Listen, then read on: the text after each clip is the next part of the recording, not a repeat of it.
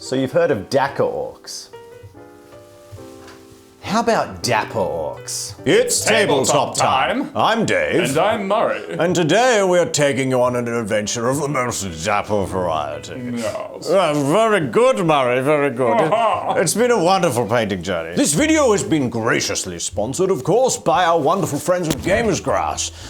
Make sure to check them out, and we'll have a few more words from them a bit later in the video. So we painted some orcs in a very silly way. We like doing silly things here at Tabletop Time. We do. Oh, wonderful, wonderful, wonderful. So if you want to join us on this journey, well, let's just get into it, eh? And with a conversion. When the idea for Dapper Orcs was originally floated, it became clear pretty quickly that we didn't want to use the current orc models. While a whole bunch of awesome orc boys are on the horizon, we're still stuck with the old ones for now. However, there is Kill Team Octarius, and inside that box is the new Orc Commandos. So we ripped that open, got the Commandos, and set to work, making our dapper lads. As I saw the front cover model on this with his open vest and, say, leather cap, I had an image in my head. An image of a famous movie, Magic Mork. So one model was going to be a Chippendale orc, the rest of them were going to be, well, gentleman orcs. So I got to work converting that one first. Green stuff was heavily used to fix his abs as I trimmed off additional details that weren't needed and really just obstructed the view. Orcs are all about fun names and silliness, so it was pretty much just the concept of Magic Mork and Gentleman Gork that got this conversion going. Take it with a smile and a sense of humor. Don't worry, the rest of them are a bit more dapper. With the holes in the belly filled out and the abs sculpted to be more splendiferous, I made sure to put on some lovely cuffs and a collar before sculpting out of a green stuff roll a thin pencil tie to hang from his neck. Sculpting the collar was a bit trickier than expected. It should be a simple flattened piece of green stuff. However, the orc's neck structure being far more gorilla-like than human made it very difficult. It warped, twisted, bent and pulled all around that massive neck and ultimately looked very silly. Lucky they're orcs. Very silly is the name of the game. With Magic Mork assembled, I couldn't wait to see him up in lights, but it was time to work on some of his more gentlemanly colleagues. Now, I wanted to start fairly simple and go back to one that would be more of the attendants or the background characters. I reposed his arm, filling in the gaps and resculpting muscle with green stuff, and cutting off the tip of his thumb. The purpose of this would become clear once I had sculpted a tiny green stuff teacup, because what gentleman doesn't offer tea to their esteemed guests? Now, embracing some of the themes that were already inherent in the models was a bit of fun, and one of those came about when I decided to turn the burner boy, the guy equipped with a big flamethrower, into a sort of clockwork gentleman. I made a very ramshackle hat out of plasticard.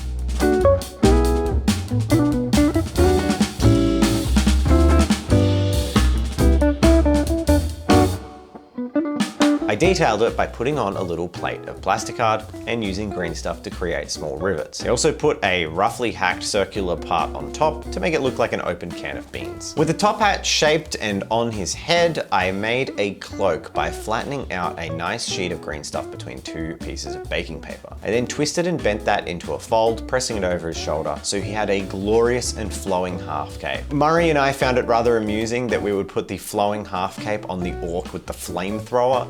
I just love the inherent lack of understanding of safety, and it's just super orky. He's gonna burn people and he's gonna do it with pizzazz. We couldn't leave their little squig companion without some love. So I drew a hole into his head and used some widgets from a bits bag of clockwork parts to be the base of a top hat. We then glued a piece of a terrain kit, just a random widget, onto the top of that. I really sold it as a top hat. With all these silly orcs made, I felt that we should really make a gentleman. So it was time to sculpt a clean, neat top hat out of plasticard tube and green stuff, as well as get in and make some wonderful penguin suit style coattails. I cut sharp triangles out on some baking paper and then used my knife to sculpt in a little seam line just to add some elements of detail Murray could pick out later in his paint job.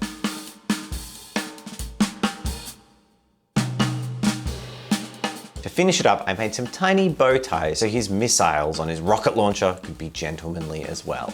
Kill with style, they say. Now to round out our kill team of wild and wacky orcs, we found a model that looked amazing to create into just sort of a mobster or a formal wear gangster. Using arms from a Storm Boys kit, we added them onto the commando. I did some basic green stuffing to blend the arms onto the models where there were gaps, and then sculpted a fancy tie. Building a collar on as well as I had with the previous models, give him his nice little suit and formal wear shirt. With that done, this gentleman needed a suitable hat, so I immediately launched into sculpting a very messy, squished trilby. I made the mistake of sculpting this, or attempting to sculpt this, at the same time, where really in hindsight what I should have done is sculpted the brim, then put on the top of the hat once the brim had dried. Because a lot of what I was happy with, I ended up smudging and mushing around and making it a little bit less precise. At the end of the day, it still looks good and I'm happy with it. It has that sort of sat-on mobster look where he maybe hasn't taken the best care of his hat. But overall, complete with his gentlemanly cane, his full collared shirt and tie, his lovely hat, I think this is the sort of orc who'd ask you why you're coming to him on the day of his daughter's wedding. It would be remiss of me not to mention the wonderful sponsor we have for today's video, Gamer's Grass. Yes, that's right, you might have seen in our previous videos the wonderful tufts that they have available. We use these tufts on so many projects and they really inject some life into all your modeling projects. But not only that, they also have wonderful pre-made bases. Pre-made, you say?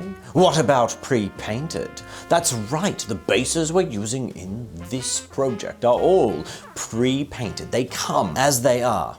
It's wonderful. So if you want a very speedy and excellent way to finish your models without going to all the tedious effort of decorating a base yourself, go on down to Gamer's Grass and grab some of their battle-ready bases. And you can see how quickly these bases will finish off a project right towards the end of the video when we use an awesome set of their urban battle-ready bases to finish off our orc kill team.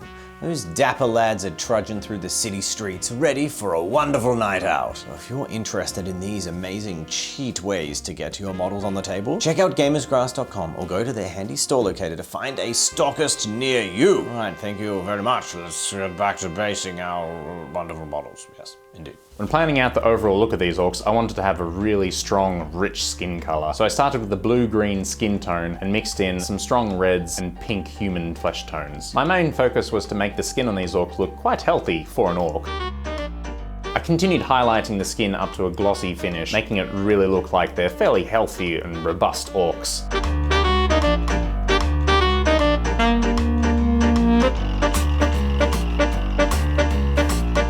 Some of these orcs are already standing on some pieces of debris, and I really wanted to make them match the bases we'd be showing them off on. I started with a terracotta red, dry brushed a light grey, and then did some final highlights of an elfin flesh to really match the weathering on the bases.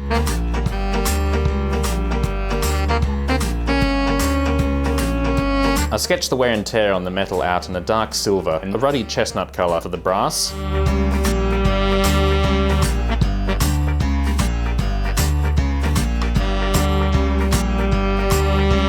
Then I washed everything with a graveyard earth wash.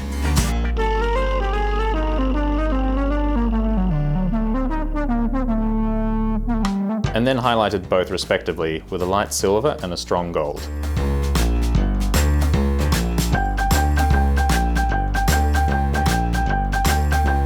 For the black and brown leathers, I simply used that same earthen wash and then mixed in skin tones until I ended up with this nice crisp highlight. To make the white shirts and cuffs stand out against the skin, but still look quite dirty for an orc, I started with a ruddy red to contrast with the green, highlighted up to a blue-grey, and then highlighted with more and more bone colour added to the mix. Some of our dapper orcs have found or fashioned themselves in ties, and I painted them more or less the same way as the black leathers. However, I highlighted all the way up to an off-white to make them really stand out, like they're a rich silk that the orcs have somehow kept mostly undirty.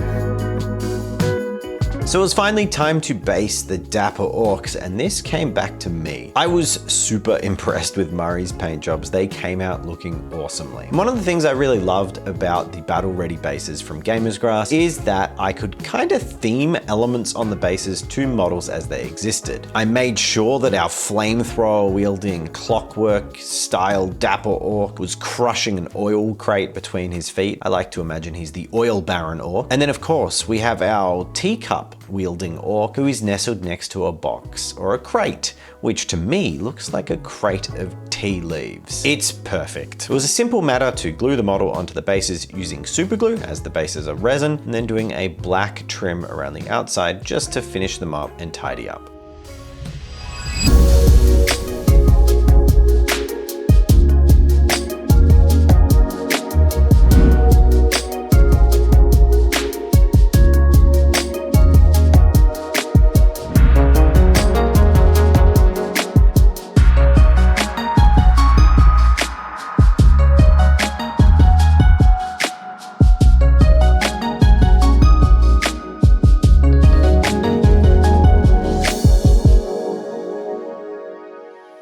Well, my good chap, that was a wonderful journey, a lot of fun, and a great little collaboration between us. Indeed! I would love to do it again another time, something splendid and silly just like this. Oh, rather. And thank you to our fine patrons supporting the arts like the finest sorts indeed. And thank you once again to our sponsor, Gamers Grass. Wonderful bases. And many more wonderful products indeed.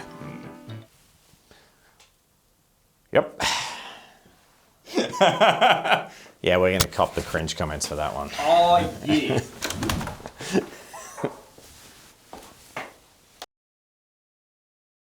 Bro, you just posted cringe.